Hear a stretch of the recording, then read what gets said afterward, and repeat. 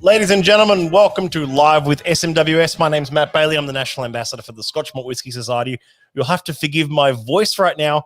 I have been a little bit clogged up the last couple of days. Nothing that a whiskey can't solve and clear me up. So I might sound a little bit congested at the moment, but I promise you've got my full capacity tonight. We're having a chat tonight with Will Pitchforth from Bladnoch Distillery. Bladnoch have been kicking some goals lately, have been changing the whiskey landscape a bit, have been establishing themselves much more as a single malt brand. And I want to bring Will in to have a chat with us about all things to do with what he does at the distillery, what the distillery is doing, what the future looks like. We're going to talk a bit about wood, about casks, and I'm going to bring him in right now. Will, welcome to the stream. Thank you so much for coming in. Hi, Matt. How are you? Thanks very much for having me. Yeah, this is great. I'm so glad you could we could find time to actually get a live in. This has been really exciting. I mean, looking forward to this for ages. Yeah, it's been great. Obviously, chatting a bit on social and following what each other's been doing. But yeah, really good to connect. And obviously, big benefit of working from home is that we're always in the same time zone now, which makes it a bit easier to find time to have a chat, or makes it a bit harder for me to deal with the guys over in Scotland. However, so lots of nighttime chats, and that suits me because that's when I want to be online as well. Yeah, for sure. It's funny you mentioned that. I actually wanted to start off with exactly that kind of question. You work for a Scotch whisky distillery. You work for Bladnoch, but you're based in Melbourne. Is that right? Our office is in Melbourne. I live in Brisbane, and before March last year, I was kind of half my time overseas. So I look after all the export markets for Bladnoch. So we ship to about 45 different countries, and that's kind of my primary kind of job. And obviously wings clipped and back home. And of course now we're now everything's sort of done remote or via Zoom and things like that. So basically we rely a lot on technology to kind of connect us. My counterpart in Scotland, Nick Savage, Master Distiller, he's doing everything to look after the operations over in Scotland. And I'm doing all of the sales, and to get it all works out. David, the CEO, he lives in Melbourne, so I'm kind of nowadays I'm trying to get down there about 1 week a month. But most of my time's not spent talking with the team; it's talking with our great customers and consumers. So it works okay. America's tough. Like if you're one of the East Coast in the US, you got to be up at like 4 or 5 o'clock in the morning, and I'd much rather stay up the night before rather than get up too early. So yeah. And so that is probably just about the most international role you could ever think of. Your offices are in Melbourne. You live in Brisbane. You're managing a distillery in the Lowlands. Yeah, exactly. It's it probably sounds a bit more cosmopolitan than it really is. Certainly, we're to be earning a lot of frequent flyer points. But I left Bladnoch 2017. I was studying here in Australia just before that, and I worked doing a couple of roles in hospitality. But before that, I lived in Paris, and I worked for Pernod Ricard. So, of course, Glenlivet, Arbor, Strathyla, Scarpa, a lot of great brands there in Pernod Ricard. And I was working only in on-trade, so only in the hospitality and on-trade channel and hotels. So kind of coming from the world's sort of second largest Scotch whisky distillery, all the way down to the one of the smallest and sort of less well-known distilleries in Scotland. We're really we've got a big challenge ahead of us. Although the last few years have been just absolutely incredible, a lot of growth, and now we're sort of starting to make a few waves on the international stage. Surprisingly, without actually physically being on the international stage and being in our little corner of the world. So we're talking really sort of the last 4 years has been when we've gone from Bladnoch being a relatively unknown distillery, and it wasn't ever really championed in recent history as a single malt. And obviously a lot of it would have been sold to blenders even then as well, and as well as now. But the last 4 years has had that massive growth in creating a brand around that distillery. Yeah. Look, I mean, the Bladnoch that was sold to blenders really kind of tapered off in 1993 when the distillery was sold by what at the time was United Distillers and Vintners, which of course was one of the companies that became Diageo. And so that was really the last time that Bladnoch was really sold in any great number. And so, really when the new owners took over, they were primarily distilling for themselves and for very small production volumes. Basically, we're producing around 1.5 million litres of alcohol a year. That puts us as kind of number 4 of the independent distilleries in terms of size. Obviously, our friends over at Glenfarclas are currently number 1 in terms of volume. But the previous owners were distilling 100,000 litres a year, and that was the maximum capacity. And they weren't even hitting that number, most years. So that was a forced capacity, wasn't it? What's that? That was a forced capacity, though. However, wasn't it? Well, yes, it was. There was an agreement made with what was obviously Diageo, and then that was the limit that they could distill to. But honestly, it was a theoretical limit because they weren't even coming close. So now, what we've got for our aged whiskies is a very, very small amount of whiskey that we can bottle until our whiskey comes online. So everything we've got that's sort of older than 4 or 5 years, which when we started distilling again, is pretty limited. And that's been a real challenge for us is, how do we build this brand when we've got, such limited quantities of aged stock? And the last 18 months, we've now had demand far outstrip supply. So really we are having to really carefully allocate the stock to make sure that we spread it around. I don't want to massively increase the price so people can't discover Bladnoch. I think that's the wrong message. We're still priced like an independent distillery, but we're not, we don't want to be crazy. But balancing that with making sure that we can keep the lights on. But a couple of cool new products coming out soon that have some younger whiskies in there that's going to be that next big step to really help us grow. And have you seen that sort of progress, that development of the spirit over the last 4 or 5 years? I mean, have you had a chance yourself to taste some of the 4 and 5 year old spirit that's now coming out? I certainly have. I won't stand up, but I've got a few samples on my shelf there. So look, up until late 2019, I was visiting the distillery a couple of times a year, and we'd always, kind of a bit of an update on how things are going. Look, the wood selection early on, and this is, more Nick's domain, but obviously I joined before Nick was with us, so I got to see a bit of the wood program. A bit of a mix. We're using some smaller casks. We're filling plenty of big puncheons as well for some of the longer term aging. Vast majority is first fill. Very, very good quality sherries. Right now, we're buying a lot from Casks, the Toneleria del Sur. I'm sure that someone will correct my absolutely horrendous Spanish. But those guys at Casks provide some beautiful first fill casks. PX, Oloroso, some more exotics as well. So you're seeing things like Palo Cortado, Canasta, Masala, Madeira perhaps. And as well, one of the things that Bladnoch has done in the last few years is really lean heavily into the California red wine. I've got a good line on some good red wine casks out of Napa Valley. Just formed a partnership with Samsara Wine. Obviously shares the name of one of our whiskies, which is in the Goleta Valley, a couple of hours north of Los Angeles. And really sourcing good wood and good relationships with suppliers of casks is a massive amount of the battle, and making sure that we've got a good library of wood for the future. Because right now, we're really got a very limited selection, or certainly limited volumes of the old casks. Which was inherited stock once David Pryor bought the distillery in 2015, 16. Yeah. We've sourced some Bladnoch casks back from some third parties as well. So we've built up some of the stocks. But actually, we stopped selling to third parties, and the youngest distillery 50 that you'll find now is 1993, because that's when we stopped selling to the society.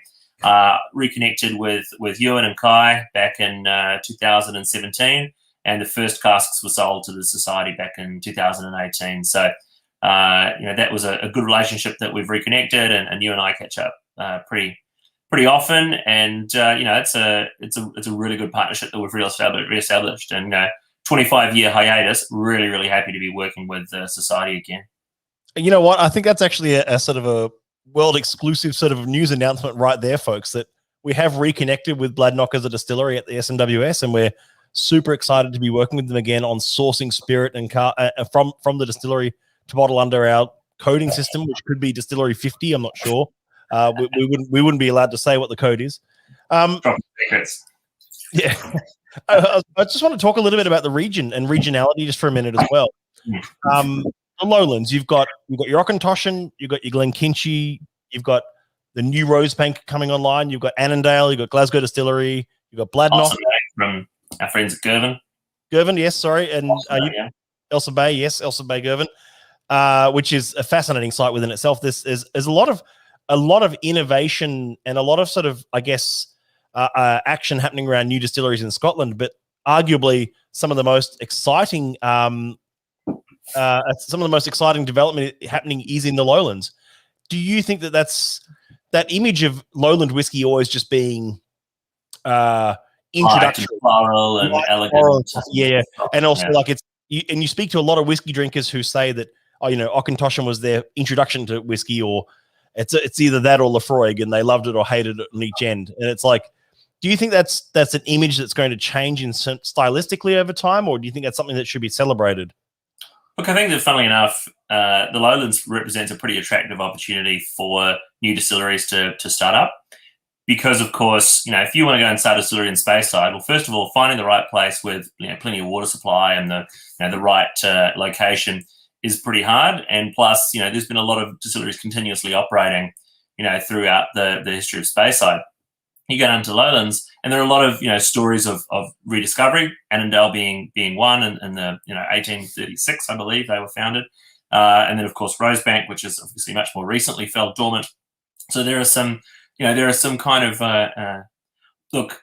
If you compare it to the Australian property market, there are some areas which are really hot and are really kind of concentrated, and there are some where there's still some relative bargains to be picked up, and there are some renovation opportunities. And look, at the end of the day, Bladnoch was exactly that. There aren't distilleries in Speyside that are transacting very often. Things are coming up the Lowlands, either distilleries like ours, or opportunities to start something with an established brand. But then greenfield sites as well. Up the road from us, we've got the guys at Crafty Distillery, make an incredible gin called Hills and Harbour with all the botanicals foraged from the Lowlands region. They've got like a seagrass, and they've got some incredible herbs that are coming from just in the local area. And they're going to be making whiskey at some stage as well. They've just got their sample packs are going out of 2-year-old aged spirit. So I think that it's exciting because there isn't a concentration of a lot of distilleries. The other thing is that it's very convenient for anyone who's ever tried to drive up to Isle of Skye, get up to Isle of Skye, or even Islay, to actually go and visit. It's a bit of a mission, Whereas after you go up the M8, you just take a hook at Gretna Green, and you go past Annandale, and you go down towards Bladnoch there, and then if you want, you can go up the coast and go through Girvan. You can head the other way, and you can go to Borders Distillery. So geographically, it actually makes a lot of sense to get people from the rest of the country to come up and discover your distillery. Which is funny you say that, because for a long time there, Bladnoch was very much basically a tourist site, and it wasn't known for making its whiskey. It was known for being a place to visit a whiskey distillery. I mean, you'd be very lucky if you visited Bladnoch and they were making whiskey on that day. Literally, I can look at our cask distillation dates, and there's sort of, 1 week and then 3-month wait and then another 2 days or something like that. So you're absolutely right. It was more here's a chance to tour almost a distillery museum. And so, really it's, and now we're 24 hours a day, 7 days a week in production. And that's has been the demand that we're building for Bladnoch, is that we want to make sure we've got enough spirit for the future. And what does that look like? About flavour, on the other hand, you're absolutely right. A lot of people considered, the Lowlands, they used to call them the Lowlands ladies. They were very light and elegant and floral. I don't know. I'm a bit skeptical that regionality is the only kind of measure, I suppose. And I see a lot of whiskey lists that are separated by region. It's great for us because there aren't many Lowlands, so we can get a bit of a look in. But I think that now we make peated spirit for a couple of weeks a year, and we definitely don't limit ourselves to just one particular style. It's double distilled. Now, some people still think that all Lowlands whiskey is triple distilled. Instead, really, it's Auchentoshan, and I believe Rosebank's going triple distillation. The new one, the new one is. But Glenkinchie is double distilled, Glasgow's double distilled, Annandale's double distilled. So you're not even in the majority with triple distillation. So I think regionality it can be helpful for an initial steer, but I mean all of the members of the society are so clued up to the fact that it's really only the very, very first step in discovering a distillery is a look at its regionality. So yeah, of course. I just want to talk a little bit as well about the elephant in the room when it comes to whiskey distilleries in Scotland. Is that something that people often forget, especially single malt appreciators, people who love single malt whiskey often forget that the backbone of the whiskey industry is blends, and it's of course your Johnny Walkers and Shivers Regals and Ballantines of the worlds that are the absolute, they're 80% of the output or something like that. I know you guys have Pure Scott, which is obviously your own brand of your own blended whiskey. Are you still supplying to other blenders, or are you mostly supplying just to yourselves in your own blending? No, we definitely supply to other companies, but at the end of the day, it's really all about relationships. So my other hat, apart from just looking after export cases, is I do all of the cask sales for Bladnoch, and we. Actually, our solution is a bit of an interesting one. So we actually make another style of whiskey. So if you've ever been to Springbank, you'll know that they make a number of styles of whiskey, in the same stills. So we do the same thing. And most of the whiskey that we supply to third parties is actually a lighter style of spirit, and it's a little more citrus. Nicola says it's green apples, but I've certainly tasted it, and it is distinctly different to Bladnoch, which has a bit more weight. It's a little bit oilier. But the Cacao, which is our other spirit that we make, is much, much lighter. It's got different cut points, and therefore it is quite a bit more classically lowland. And that's the spirit that we're mostly selling to third parties. Obviously, all made in exactly the same equipment and processes. Just it is a different spirit. It is a lighter spirit, and that's one which is really suitable for blending. And it's perfect for something like Pure Scott, which is it's a very light, easy drinking type blend. It's not. We try to make it as soft and as mixable as possible, and therefore that's a characteristic that other blenders are looking for. At the same time, there's, I guess, there's probably less trading between companies for blends, because the major blends are made by multinationals, and multinationals generally have a dozen distilleries that they can choose from. So there's not quite as much through the big guys that are looking for malt, but certainly for some of the smaller ones, they're looking for some good quality malt. And our light style is particularly interesting for a blend, especially when it's relatively young. It's got a good amount of character that can kind of come through in the final product. There's a great comment here from Jesse Morgan, who says he haven't seen a code 50 in a while. If you've just joined the stream, we're chatting with Will Pitchforth from Bladnoch, who's just dropped the bombshell about 5 minutes ago that the society and Bladnoch are working together again, which is really great to hear. And that you might see some 50 coming through. Even actually, I'll even say now there is one coming through later this year, which I'll do a little preview of just in a moment. But yes, Jesse, keep your eyes peeled for that. Something which I'd say. I don't know that either. So we're all learning. Exactly. Something which you've mentioned his name a few times. Just for those playing along at home. Dr. Nick Savage, your master distiller, it was obviously a huge win for you guys to secure him and to get him to, I guess, coax him over from Macallan. How's that? How do you anticipate that will change over time with his development of the spirit? It can only be a positive thing, obviously. Look, I think that we engage for sites to create our new stills, and it basically are all new stills. We've got a bobby mill that's been renovated and kind of is the same mill, but it's been completely refurbished. What new washbacks? A lot of the infrastructure in terms of movement of spirit is relatively untouched, but the stills are brand new, and the character of the spirit is pretty well defined now. Where I think Nick's really bringing his expertise and knowledge is absolutely in wood selection. Not only his relationships with with the bodegas and sherry, and his relationships, beyond, of course, just sherry into the wine world, and even into Kentucky. he's got a very, very good understanding of what I mean. He's Dr. Nick. It's not from. I don't know if I trust him to take my appendix out, but his not that kind of doctor. no, not that kind of doctor. His PhD is in engineering, and his passion in engineering is the impact that wood has on the aging of whiskey, especially permeability of different wood species. I mean, the guy, get him started talking about oak, and you better put aside a couple of hours. He's got this deep knowledge of it, and I really think that, and he's starting to see that now with products like our Waterfall Edition, where he's kind of doing this journey of 5 years of 5 different cask types for aging, kind of develop this real complexity. These are the kind of experiments that you'll see with Nick now. And you mentioned it was a real coup. It was, but at the same time, it's great for Nick because he's gone from a company which, of course, is well established and kind of tells you here's what you need to make. But for someone who's a master distiller, of course, he wants to be coming up with different ideas, and now he's really leading the way in terms of the new products we're coming out with. So things like 14-year-old, 11-year-old. We've even got a special little bottle here from another whiskey club that's been released this month. So products like this are absolutely a reflection of the freedom that Nick has to kind of be creative, and that's been pretty exciting. So fantastic, yeah.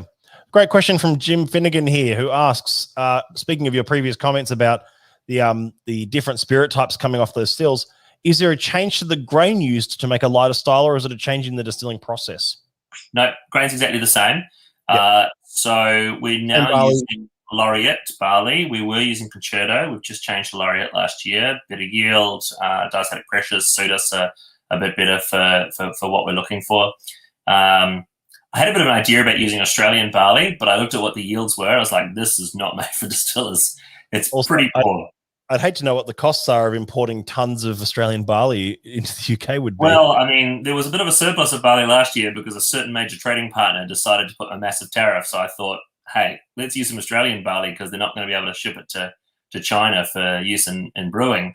But actually, the profile of the barley wasn't quite right for the spirit that we wanted to use. It doesn't say that we might not try it in the future. But we changed to Laureate last year. And all Bladnoch is using Laureate. So very cool. Very cool. So that's the now, and that's a bit of what you're distilling now, and that's Dr. Nick now and everything like that.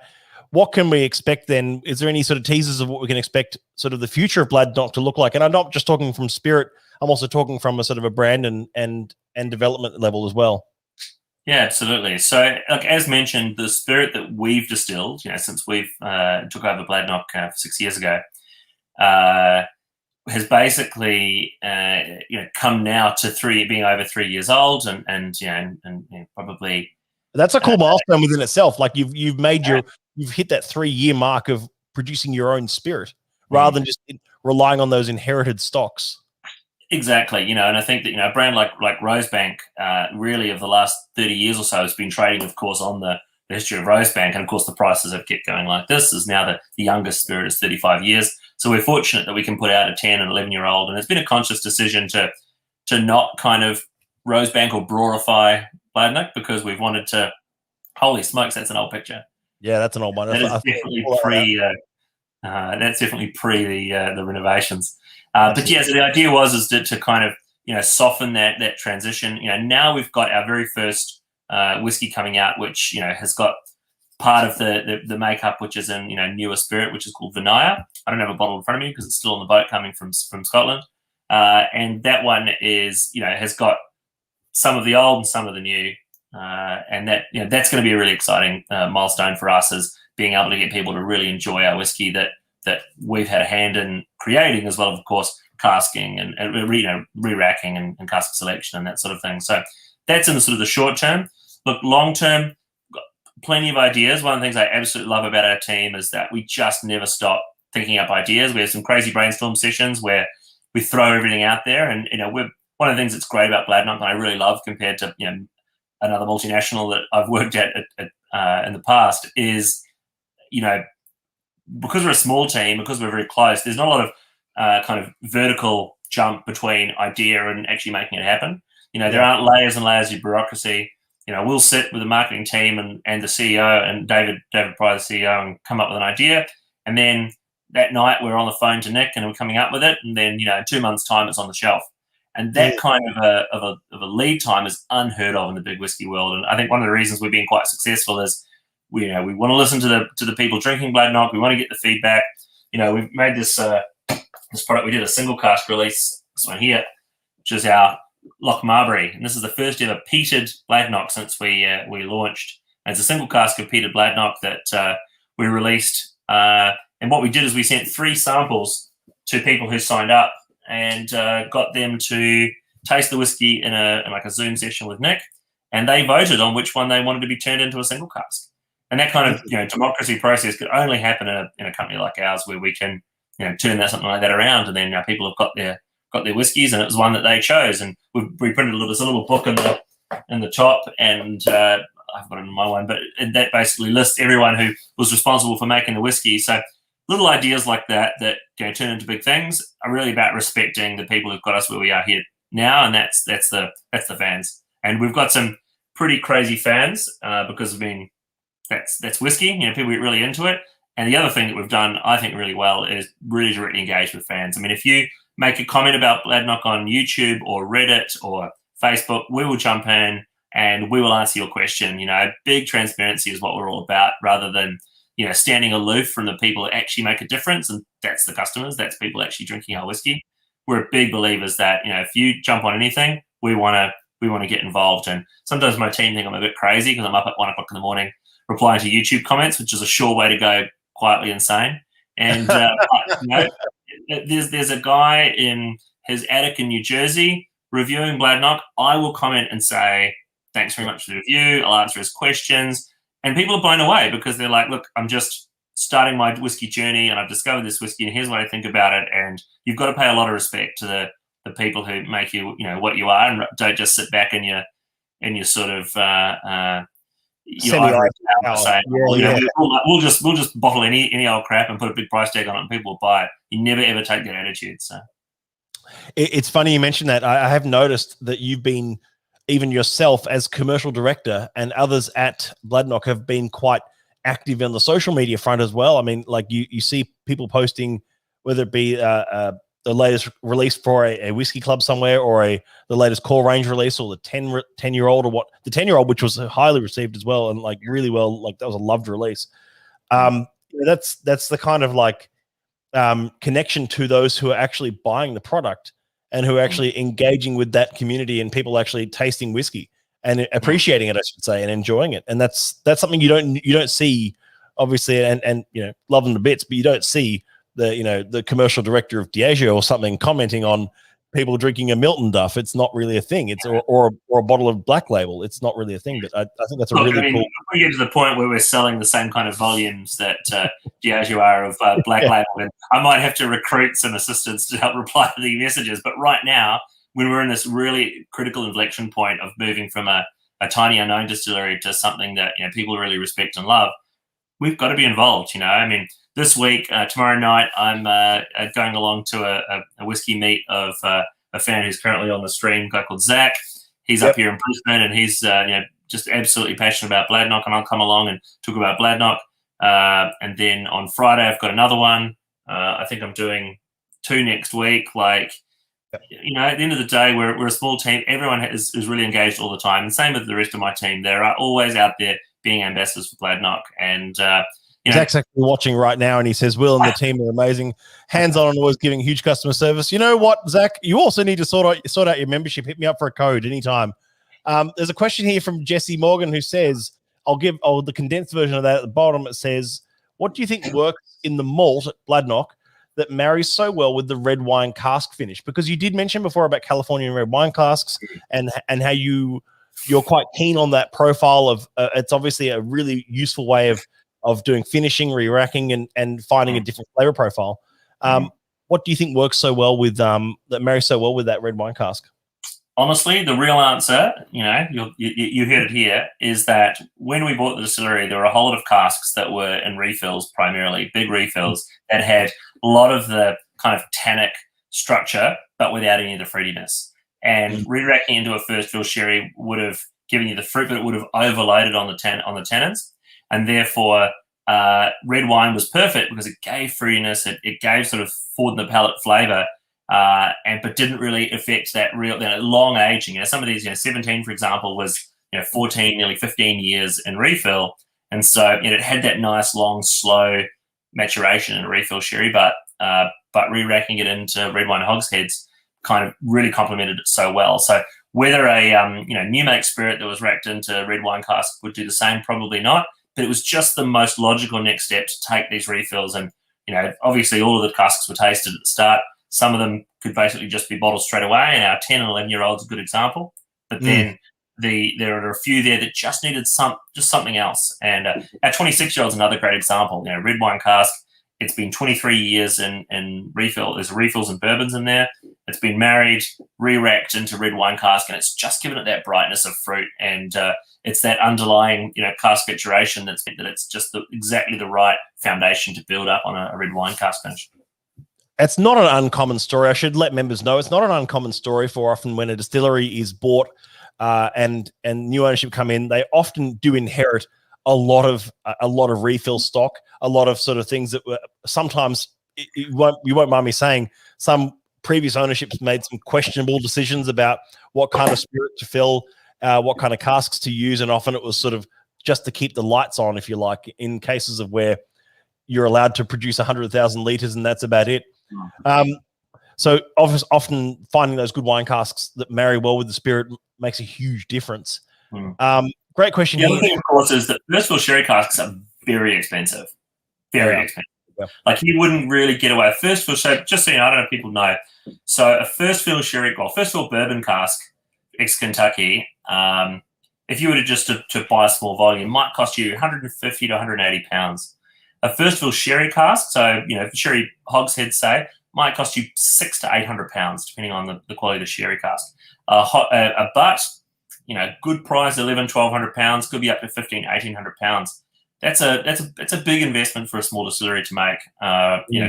To load things in. Refills, you might get one for 150 to 200 pounds, and it's the same size butt. So that being said, I absolutely think that refills have a hugely important part to play in building out the options that we have. I mean, we do primarily first fills, but when we empty out the bourbons and the ex-sherry and the red wine, we're absolutely refilling them because it just gives us a few more colours to paint the final whiskey with, rather than kind of just being like, oh, it's just got to be first fill. Because I think there's a little bit like malts versus blends. There's this whole kind of like sherry bomb, but there's absolutely a place for that slower, more subtle development that a refill brings.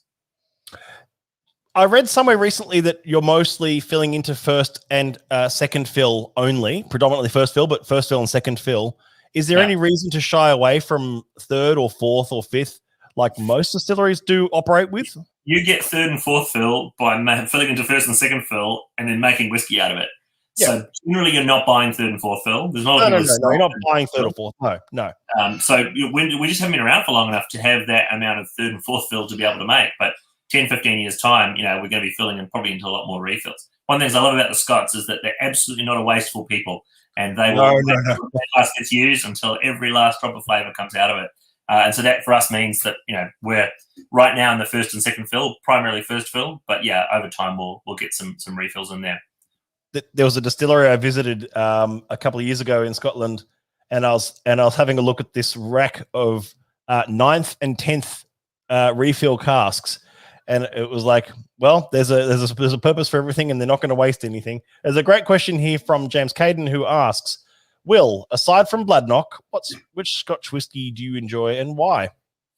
Oh, that's a great question. I just did that pop up before, and I was trying to think of my answer. Look, I was really, of course, connected to the whiskies of Pernod Ricard because they were, obviously where I was working, and I visited all the distilleries. I've got a special place in my heart for Abelura Buna. It was probably the first big proper single malt that I had that wasn't, something that was 40% chill filtered and an E150 added. So I do like the Abelura, and then of course, very fortunate working at Pernod, I got to meet the team that created it. A very good friend of mine who was part of the Abelura team that created this product. So I got to sort of learn a bit of the story about creation, which I absolutely love. So I think that's probably up there. In terms of what I'm drinking at the moment, I am drinking a society bottling Hamster Supernova, which is a 53. Oh wow, Hampton. Yes, I remember that one. Yeah. Austria one. That's on my my rotation. I'm absolutely loving the Benriach peated that was done in association with AWAS. I think that's a absolutely fantastic bottle. I really like some of the things that Benriach have done. Obviously, I'm a whiskey club member, so I always get theirs, and they've got some nice ones. So, generally I lean towards sherry, and I love sherry and peat. I think probably one of my favourite whiskies that's not Bladnoch over the last few years was just an absolutely fabulous Glendronach. I think it was a 1993 peated sherry cask, obviously Glendronach sherry. And Pernod owned Glendronach when I first started with the company, and I was like, this is a great whiskey. And I always used to sneakily sell out duty-free allowances because we only had Glendronach in Australia for duty-free at Pernod. And I'd always be like, I need to pull a case for something, and I would just make sure I'd sell it out to my customers here. And then, of course, they sold it to Billy Walker. And I was like, oh, we've really let a good one go. And of course, I was proved right by a pretty incredible story from the next 10 years of Glendronach to their sale in 2017. Which is why I asked that question before about where do you see Bladnoch even in the future, because it's an incredible story even just the last 4 years, going from, I mean, when I say relative unknown, I mean pretty much unknown until the story of an Australian ownership of that distillery comes about, and it becomes a real story and becomes a brand and becomes a great spirit. There's a question here from Jesse who asks, would it be possible for Bladnoch to use Australian red wine casks? You never know. You're like in the big city. If you make your way over to Bladnoch and you carefully look at some cask inns, you may well see some familiar names from home, and there's some casks that we're aging at the moment. Which is very cool. That's a very cool little insider tip for you. I mean, it's pretty hard to get to Bladnoch at the moment for anyone who's not on diplomatic flights somewhere around the world, but it's I would say that's something well worth keeping an eye out for.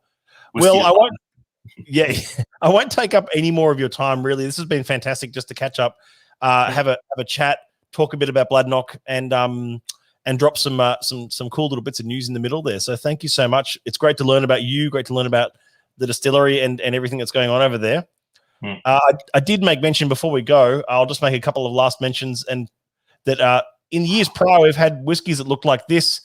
We've had, this came out a few years ago. This was 50.108 from a distillery that we've been talking a bit about, which was considered a low outturn release. That was a 28-year-old. You know what?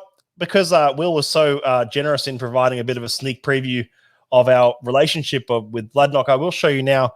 This is not new stock, but it is cool to see that we have some interesting stuff coming through, regardless later in the year that might look a bit like that. So some very cool little things coming through later down the year, that 30-year-old being one of them from a second fill ex-bourbon, that one. I'll also take this moment to mention that Outturns, Campbelltown and Isla releases are, of course, this Friday at midday. That's the last of the festival week. That's the 93, the 53, and, of course, the first 3 we've seen in a while, which is also very exciting. And then we've also, there they are. Sorry, I even had that prepared. That's the last of the festival releases for this month. The champs have sold out. We put an additional 12 tickets, I think, up online yesterday, which have now, I think, almost all gone as well. So that's just about all done as well. And of course, our next virtual will be this Friday with the Scotland Festival's virtual tasting, which we're very excited to host for you all. Thank you so much again to Will. Please throw some comments into the comment section, thanking him because he's been fantastic for giving us your time on a Tuesday night to chat and catch up. Really appreciate it. No worries, and I'll hang around after the live, and I'll make sure I'll ask. It's a bit of an obsession. I'll ask every single question people ask. I'll make sure that I'll give you an answer. You might not like the answer, but at least it'll be an honest one. So. And James Cadden says, "Thank you, awesome answer." Pretty hard to get the second waterfall release too. I don't know what that is. Eyes on mid-June. Make sure you sign up to our mailing list, and we'll let you know. Keep an eye out for that. Another great chat. Thanks, guys, from Jim, and Darren says, awesome. Thanks. Lots of comments coming in. Thank you so much, guys. Thanks, Will. And we'll catch up with you again soon. And see you all Friday.